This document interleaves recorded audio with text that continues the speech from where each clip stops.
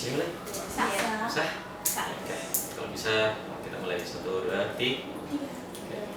Baik, bismillah. Assalamualaikum warahmatullahi wabarakatuh. Waalaikumsalam warahmatullahi wabarakatuh. Alhamdulillah, wassalatu wassalamu ala rasulillah.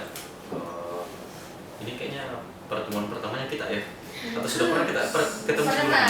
Oh sudah dia? Tapi face to face nggak pernah. Nah, face to face nggak pernah. Jadi mau eye to eye ini atau face to face? Nggak bisa sih. 10 mata. 10 mata. Bicara 10 mata. Oke, 10 mata. Tapi saya juga masih itu loh, masih kurang ingat sama namanya teman-teman sekalian. Kita bukan tidak ingat, tidak tahu MMIL. Pernah kayaknya saya masuk di kelas Oh iya, cuman- yang untuk impian. Tapi bayar kan mau Iya. 38 terus kamu dihafal namanya. Ya makanya dari itu cuma beberapa yang saya ingat. Titik lagi saya baru ingat tadi. Titik. Fatimah gampangnya. Iya. Titik. Oke. Baik kalau gitu, baik teman-teman sekalian, di sini kita akan laksanakan yang namanya layanan bimbingan kelompok. Oke.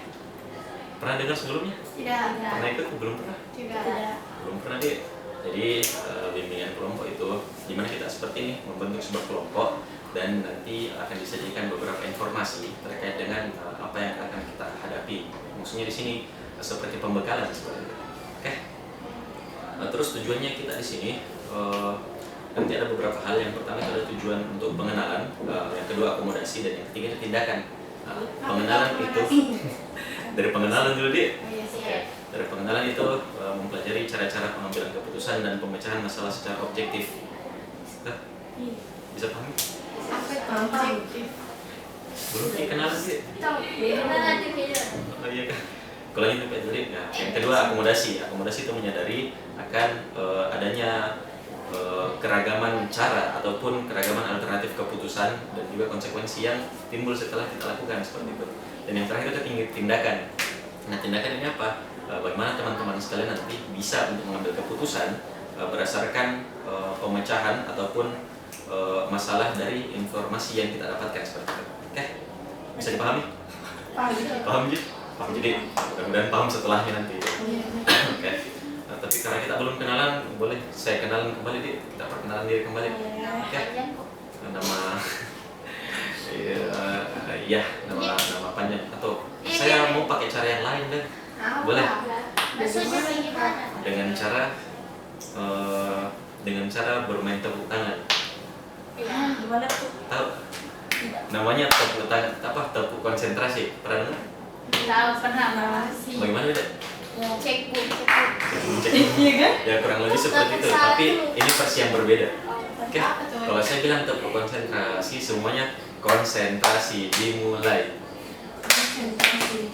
Oke, terus, ya, pokoknya konsentrasi dimulai. Terus setelahnya langsung lanjut. Kan mulai dari saya dulu, saya langsung sebut Mudof. Terus siapa nama tak? Sabila. Bisa lebih singkat lagi. Bila. Oke. Saya langsung bilang. Ini kan tadi saya bilang. Ini kan tepuk konsentrasi dimulai. Terus saya lanjut. Mudof, bila. Lanjut lagi bila sama titik di sampingnya. Bila titik. Terus. Dua orang yang bisa bersama. Nah, pokoknya ini kan kita kan tepuk tangan, habis itu tepuk paha kanan, paha kiri, terus jentikan jari, ya kan? Pas tepuk paha kanan kita sebut nama tak, pas tepuk paha kiri kita sebut orang yang di samping tak. Bisa? Titik. Oh gitu. Kalau titik dia sebut titik siapa? Cikat. Titik Nana. Tuh, nanti Nana sama Cika. Baik. Nana. Sama aku. Sabil. Tidak suka. Kenapa tidak suka sama lu? Sabi. Sabil. Boleh. Sabil mau paling deh. Apa tuh ini di City? Oke. Siap semua. Siti semua. Iya, soalnya Oke, bisa semua bisa. Bisa. Kita coba dulu sekali. Iya, Sabil. Oke. Tepuk konsentrasi dimulai. Mudof, Sabil. Lanjut. Lanjut. Nah, kan tepuk konsentrasi dimulai. Mudof, Sabil.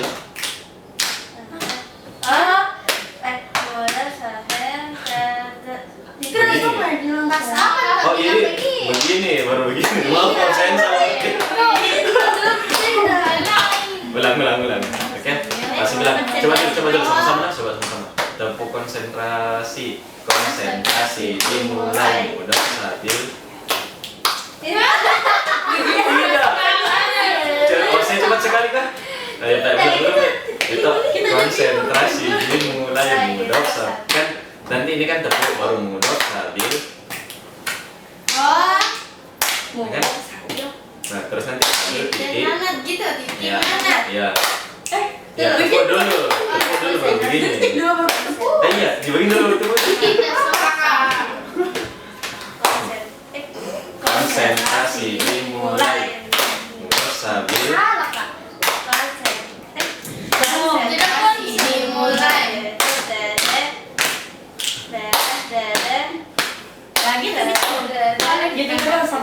Ya sampai selesai. Kalau ada yang salah, It's for have fun, Kak. Kalau ada yang salah, saya kayaknya punya spidol di tangan. Di sini Tidak boleh, astagfirullah. Tidak boleh orang barcode. Oke. Oke. Bisa? Kita latihan dulu, oke? Oke. Tepuk konsentrasi dimulai mudok stabil. Jentik baru. Tepuk pertama. Paha baru begini. Ya. Atau kita ganti saja maksudnya ke tepuk saja sebut nama. Tidak maksudku tepuk pas tepuk pertama sebut nama. Kan konsentrasi dimulai mudok stabil. Iya. Let's go. Yes. Oke. Jadi kenapa ketahui ini? Oke. Oke, siap semua, siap. Bisa, Kak. Latihan dulu.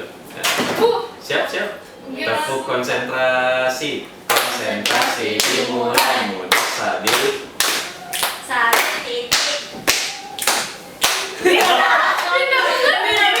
Pas tepuk begini sebutin namanya. Nana, ya.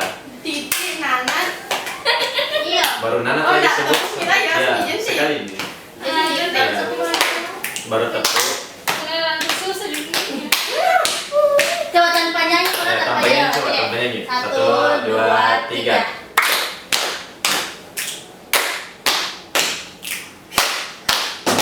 Nah, gitu deh. Mudok stabil. 1 titik. Sebut nama bukan hal lain.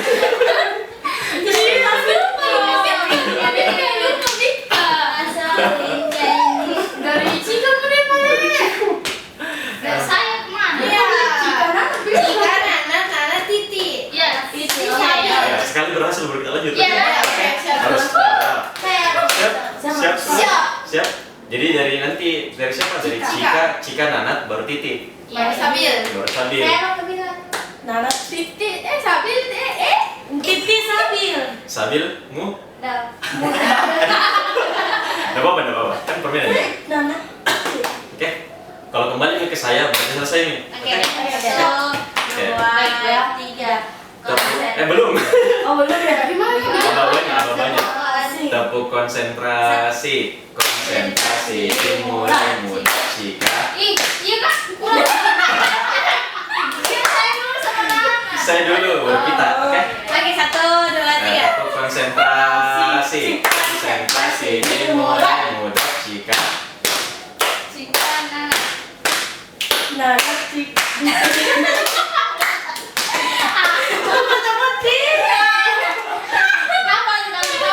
Nana Titi.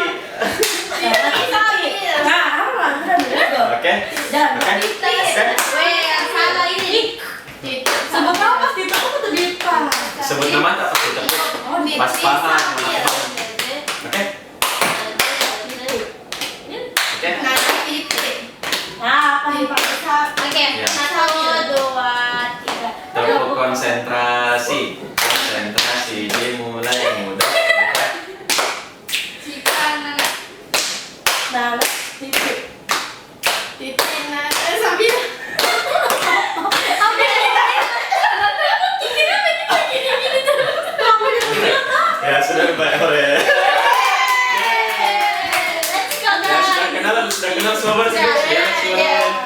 Cika, ini Nanat, ini Titi, ini Sabil. Yes. Minta Oke, maaf sebelum. ya salam kenal semua. Mudah-mudahan kedepannya kita bisa saling lebih kenal lagi ya. Yes, siap. Amin. Baik. Baik teman-teman sekalian, karena sudah saling kenal semua,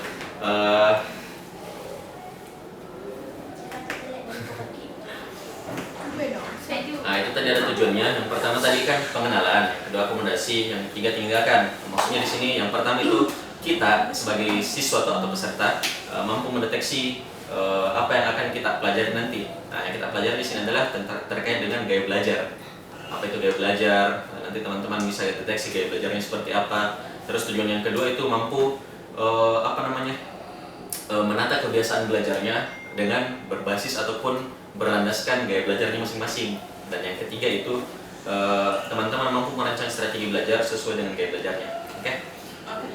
Jadi sekarang kita akan membahas soal apa sih itu gaya belajar dan apa saja pembagiannya gaya belajar, dan nanti kita akan mengidentifikasi seperti apa gaya belajar yang kita miliki seperti itu. Oke? Namun sebelum masuk ke pembahasan, saya punya satu gambar teman-teman sekalian. Silahkan teman-teman lihat. Menurut teman-teman ini apa yang mereka lakukan? Sedang membaca. Syifa sedang membaca. Iya. Ya. Kalau Dinda Belajar bersama. belajar bersama. Kalau Jihan Diskusi nggak sih sambil belajar juga? diskusi sambil belajar. Ya.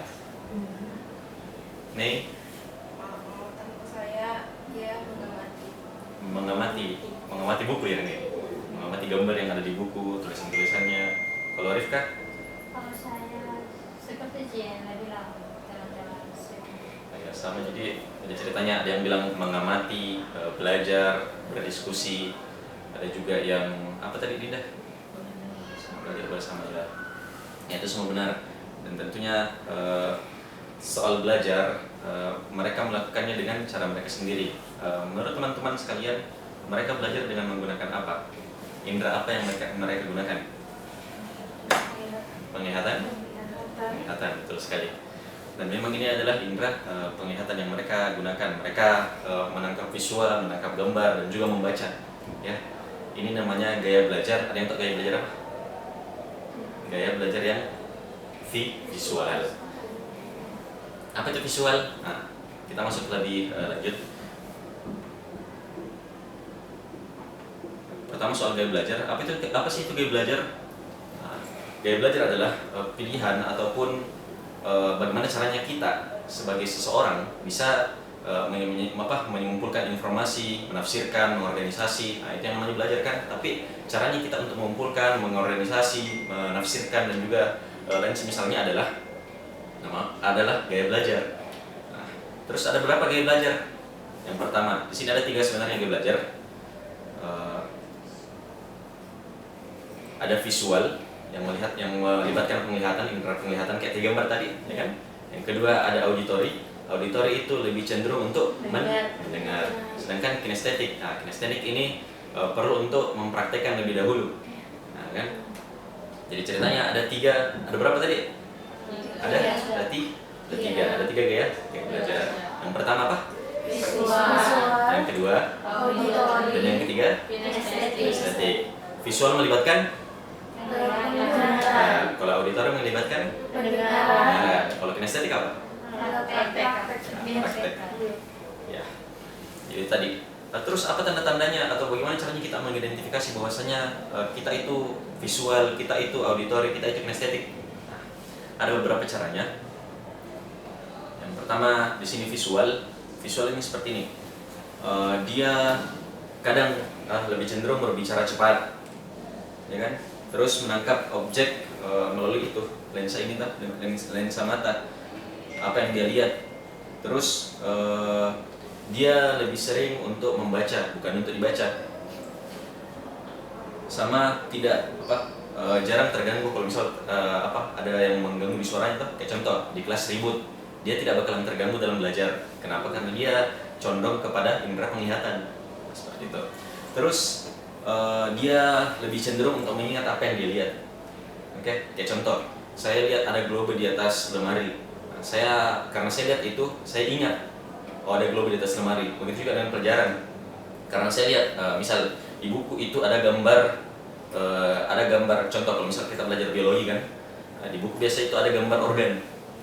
Kalau dia lihat organnya, dia ingat ini organ apa.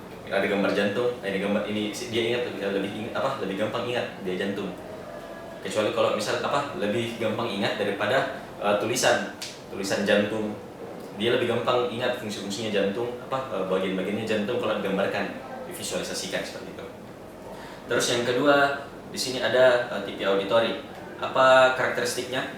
Yang pertama itu tadi, bagian kepala selalu berfokus pada apa yang didengar. Dia lebih cenderung ke penerapan pendengaran. Yang kedua, berbicara dengan pola berirama karena dia cenderungnya suka untuk mendengar ataupun suka menangkap suara. Dia lebih cenderung untuk berbicara dengan sebuah irama sehingga enak didengar, ya kan? Teman-teman pernah dengar musik enggak? Pernah? Suka mendengar musik? Suka beberapa musik kan? Ya kan? Kenapa suka dengar musik? Karena bagus iramanya kan? Ya kan? Bagus, enak didengar. Nah, seperti itu. Kayak contoh lain, kalau misal kalau misal ada suaranya teman-teman yang yang bersuara merdu kalau menyanyi, sama ada yang suaranya agak sumbang, ya kan? Teman-teman udah suka dengar yang mana? Yang merdu suaranya kan?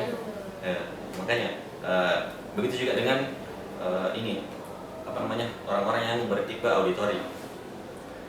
Terus perhatiannya mudah teralihkan. Kenapa mudah teralihkan? Karena dia lebih condong untuk mendengar. Kayak contoh, dia sementara fokus ke papan tulis, tapi karena ada temannya teriak di samping nih, langsung dia balik, terdistract lagi, ya kan? Ya, gampang terganggu seperti itu.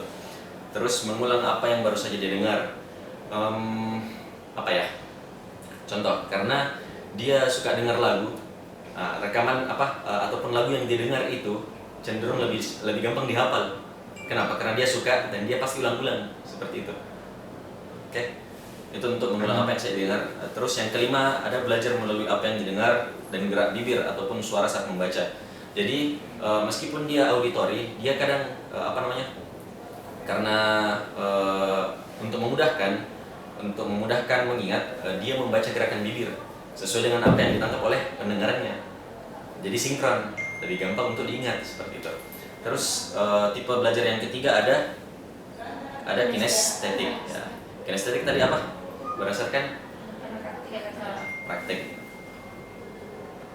Ada beberapa karakteristik dan ini kadang kita jumpai di kelas. Jadi kalau teman-teman sekalian lihat yang karakter seperti ini, anggap saja dia tipe belajar yang kinestetik. Nah, yang pertama itu sulit untuk berdiam diri, kayak banyak sekali goyangnya, ada pulpen lihat, ada putar-putar, ada HP lihat, nasi begini misalnya, lihat lagi, ada buku dibuka-buka tapi tidak dibaca. Pokoknya sulit untuk diam. Terus yang kedua itu mengerjakan sesuatu dengan tangan. Maksudnya dalam hal ini dia lebih suka untuk praktik, lebih suka untuk bekerja. Maksudnya dia andalkan dia andalkan tangan, dia andalkan badannya, bukan kepada indera lain seperti pendengaran atau penglihatan. Pokoknya kalau misal ada yang disuruhkan kita, kayak contoh kayak contoh dia disuruh bikin gerakan A, dia ikuti gerakan A, jadi gampang ceritanya seperti itu. Terus menggunakan objek nyata untuk belajar. Objek nyata di sini maksudnya kayak contoh, dia lebih suka untuk belajar kayak misal dibawakan alat peraga, kan? Seperti itu. Itulah gunanya ada biasa torso itu di kelas, apalagi kalau misal pelajaran biologi yang membahas soal organ mungkin ataupun tulang, struktur kerangkanya manusia. Biasa orang bawa torso kan? Tahu torso? Tahu kan? Itu yang tengkorak itu. Nah, seperti itu. Jadi dia lebih suka untuk belajar dengan alat-alat yang bisa digunakan sebagai bahan praktik. Terus yang keempat, berbicara perlahan. Karena dia lebih banyak kerjanya, dia lebih istilahnya dia lebih suka untuk bekerja daripada untuk berteori, ya seperti itu. Terus ada karakteristik lain, dia mengingat dengan baik apa yang dia lihat, didengar dan dilakukan. Jadi dia pemanfaatannya optimal kepada tiga hal itu tadi, mendengar, melihat dan juga melakukan. karena dia dengar dan lihat. Kayak contoh, diinstruksikan Ki untuk melakukan A, dia dengar dan dia lihat instruksinya kan. Nah, terus dia lakukan, pas dia lakukan gampang terekam di otaknya, seperti itu. Dan yang kedua, belajar sambil melakukan, itu tadi lebih cenderung ke arah praktek. Kalau disuruh masak, dia lebih milih untuk praktek masak langsung daripada lihat resep, seperti itu. Oke. Mungkin saja untuk materinya kita. Di sini saya punya selebaran untuk teman-teman isi. Ya.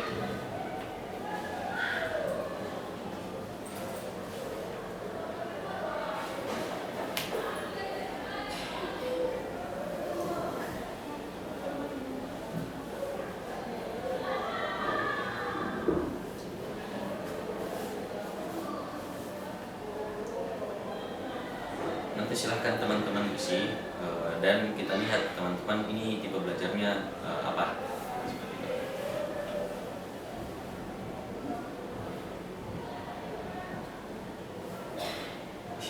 Kaki dulu, carikan nggak? Jangan,